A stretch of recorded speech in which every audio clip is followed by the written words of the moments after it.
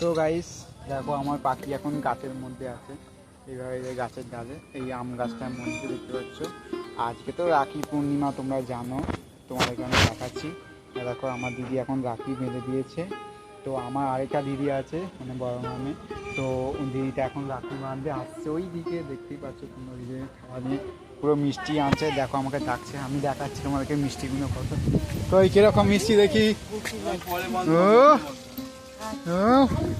পুরো একদম মানে খুব সুন্দর মিষ্টি। আমি এখনো কিছু দিন পরে দেবো গিফট, তোমাদেরকে গিফটটা দেখাবো, কি গিফট নিয়ে আসবো তোমাদেরকে পরে দেখাবো। তার আগে আমার পাখিগুলোকে একটু দেখে নাও একদম সুন্দর করে, এরকম বুঝতে পারছো। তার মধ্যে আমার এখানে যে মিনি আছে, মিনি এত বদমাইশ, আমার পাখিদেরকে পুরো মেরেই দিচ্ছিল। আমার পাখিদেরকে এখন কত সুন্দর আছে, যাই আমাকে ডাকছি, এখন যাই। তো কীভাবে কী করে, মানে রাখি হাতে মারবে সেটা, চলো। দেখতেই পাচ্ছ আমার দিদি এখন পরিয়ে দিচ্ছে আমাকে, মানে আশীর্বাদ করছে, কি করছে আমি জানি না।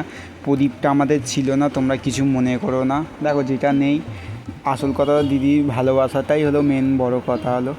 প্রদীপ থাক আর না থাক, দিদি যে রাখিটা বেঁধে দিচ্ছে আমার কাছে এটাই অনেক। তোমরা হয়তো বলবে প্রদীপ নেই কেন, অনেক কিছু নেই। দেখো প্রদীপ ছিল না সত্যিকারের, যেটা সত্যি সেটাই বলছি। এখন দেখো আমার দিদি এখন মিষ্টি খাইয়ে দিচ্ছে আমাকে, বলে পুরোটা খা। আর আমি এত হাসি পাচ্ছিল কী বলো তোমাদেরকে, তাও ক্যামেরায় অতটা তুলতে পারিনি, যেহেতু ওই সাইড থেকে আমাদের জানলাটা খোলা ছিল, এত সূর্যের আলোটা ঢুকছিল। দেখো আবছা হয়ে গেছে না, তাই না? এখন দিদি আমাকে জলটাও খাইয়ে দিচ্ছে, আমার নে তো ওকে আর খাতো না, আমাকে দে। আমি তারপরে বললাম যে আমি একটু পাকামো করে বললাম যে ঠিক আছে তুই ভালো থাক, সুস্থ থাক, এরকম ইচ্ছা করে আমি একটু আশীর্বাদ করছি, দেখতেই পাচ্ছে তোমরা, মজা করছি। হ্যাঁ, তারপরে আবার দিদিকে আবার প্রণাম, দিদি আবার আমাকে কীরকম করছে দেখতেই পাচ্ছ। যাই হোক, খুবই মজা হলো।